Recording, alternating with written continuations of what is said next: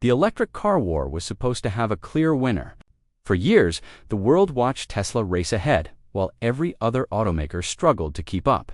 Elon Musk became the face of the future. Governments poured billions into EV adoption. Legacy car companies panicked.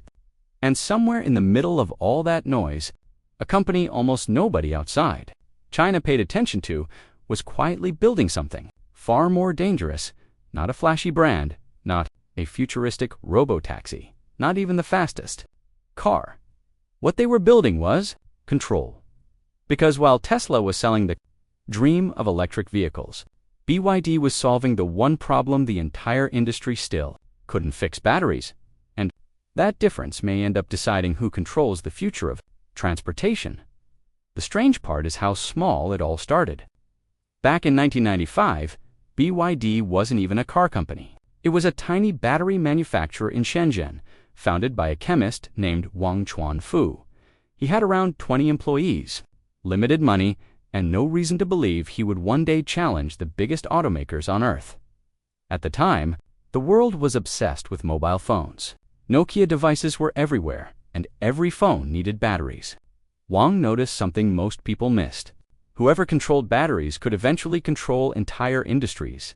At first, BYD focused on surviving. They copied manufacturing methods, cut costs aggressively, and scaled faster than competitors expected. But behind the scenes, Wang was studying something much bigger than consumer electronics. He believed batteries wouldn't just power phones. One day, they would power cars, and almost nobody believed him. In the early 2000s, electric vehicles still sounded unrealistic. Gasoline cars dominated the world. Major automakers treated EVs like experimental side projects. Even Tesla hadn't become Tesla yet.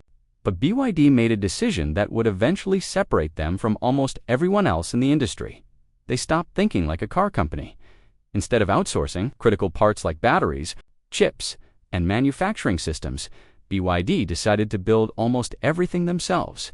It was an expensive, risky strategy. Most automakers relied on giant supply chains spread across different countries. BYD wanted control under one roof. At the time, that looked inefficient.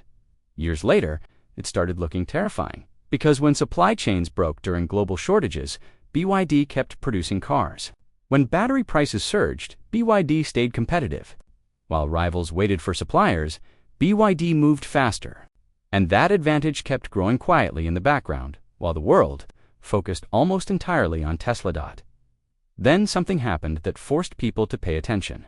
In 2008, Warren Buffett invested hundreds of millions of dollars into BYD.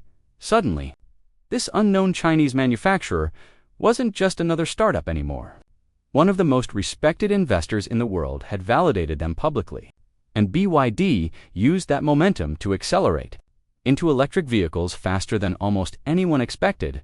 But this is where the story starts to get uncomfortable, because BYD wasn't trying to beat Tesla the same way other automakers or most companies looked at Tesla and tried to build premium EVs with similar branding, similar pricing, and similar technology. BYD took the opposite path.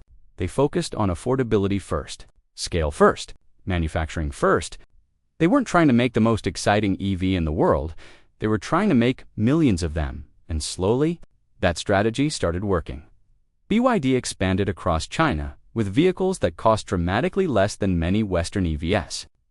Their hybrid systems became wildly popular because they gave drivers flexibility. Their factories scaled at a pace competitors struggled to understand. And while Tesla dominated headlines, BYD kept increasing production in the background.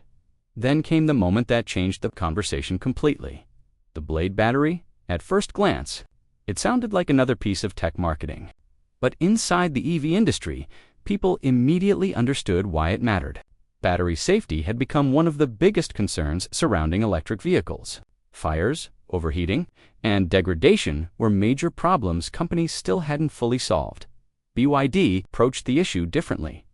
Instead of chasing maximum power at all costs, they focused on stability, durability, and manufacturing efficiency. Their Blade battery used lithium iron phosphate chemistry, which was cheaper and safer than many nickel-based alternatives. But the real shock came during public safety demonstrations. BYD drove nails directly through the battery, and it didn't Explode? No massive fireball, no violent reaction. For most viewers, it looked like a simple stunt. But for automakers, it represented something much bigger. If BYD could produce safer batteries at lower costs and at massive scale, the economics of the EV market could shift permanently. And this is where Tesla started facing a different kind of threat. Because Tesla's biggest advantage had never just been branding, it was technology. But now BYD was catching up technologically while also undercutting competitors on price. That combination is incredibly dangerous in manufacturing industries. Then BYD pushed even harder. They introduced faster charging systems capable of adding huge amounts of range within minutes. Their luxury sedans started competing directly against premium EVs from Tesla and Mercedes. Some of their vehicles delivered shocking performance numbers, while still costing significantly less than rivals. And suddenly, legacy automakers found themselves trapped. They couldn't lower prices enough to compete with BYD without destroying profits, but they also couldn't ignore the technology improvements happening inside China. The industry had spent years assuming Chinese automakers were behind. Now many executives were privately realizing the opposite might be true, but the technology wasn't the part that scared competitors. Most it was speed. BYD wasn't just innovating, they were scaling faster than almost anyone else in the market. Factories expanded globally. Sales exploded across Southeast Asia, Latin America, and parts of Europe, even in markets where political resistance existed. BYD kept finding ways in through buses, commercial fleets, and local partnerships, and governments noticed. The United States and parts of Europe started imposing tariffs and restrictions on Chinese EVs. Officially, the concern was fair competition and national security. But underneath those arguments was a deeper fear. Western automakers might not actually be prepared for what happens if Chinese EV companies dominate globally on both cost and production. Because this story was never only about BYD, it was about China's entire EV ecosystem. For years, China invested aggressively into battery supply chains, charging infrastructure, rare earth processing, and manufacturing capacity. While other countries debated EV adoption, China treated it like a long-term industrial strategy. BYD became one of the biggest beneficiaries of that system, and now the results are impossible to ignore. China overtook Japan as the world's largest car exporter. Chinese EVs started flooding global markets. Prices dropped faster than analysts expected, and traditional automakers suddenly found themselves competing against companies that had spent years optimizing specifically for electric vehicles. While they were still dependent on gasoline profits, that changes everything. Because the question now isn't whether electric cars will replace gas vehicles. That part already feels inevitable. The real question is, who controls the next era of the auto industry? Once the transition is complete, Tesla may have started the EV revolution. But revolutions are one thing. Dominating industries for decades is something else entirely. And BYD might be building the infrastructure to do exactly that. The uncomfortable part is that most people still don't fully see it yet. They see cheap EVs, they see another Chinese automaker, they see competition for Tesla, but beneath all of that is a much bigger shift happening quietly in real time. The country that masters batteries, manufacturing, and scale may eventually control far more than cars. And if that's true, then BYD's rise might only be the beginning. For decades, the global car industry followed a predictable hierarchy. Germany built the luxury machines. Japan mastered reliability. America dominated scale and branding. China was mostly seen as the manufacturing center behind the scenes. Not anymore now. China is exporting the finished product itself. And companies like BYD are proving they no longer need Western automakers to compete globally. In some areas, they may not even need them technologically anymore.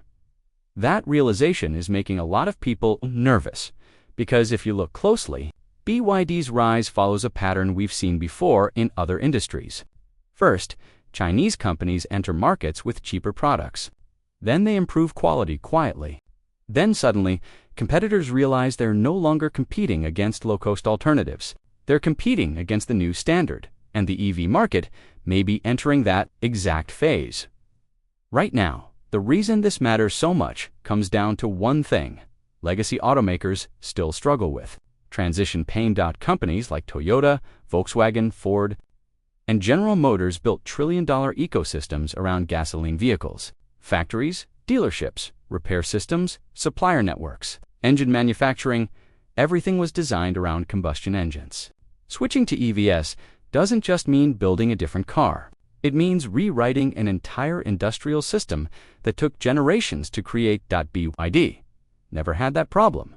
They weren't protecting a gasoline empire, they built directly for the electric age. And that gave them a massive advantage in speed.